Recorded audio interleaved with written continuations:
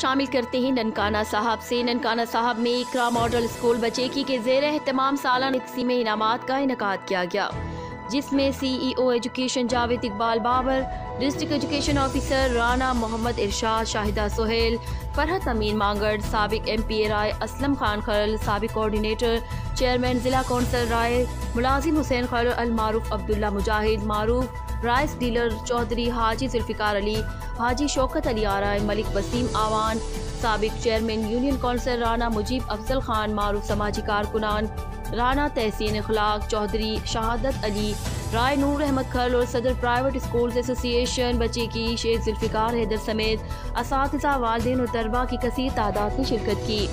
तकरीब के दौरान मेहमानानी गिरामी ने पोस्ट पोजीशन होल्डर कारकर्दगी का मुजाहरा करने वाले तलबा में इनामात तकसीम किए और उन्हें मुबारकबाद पेश की।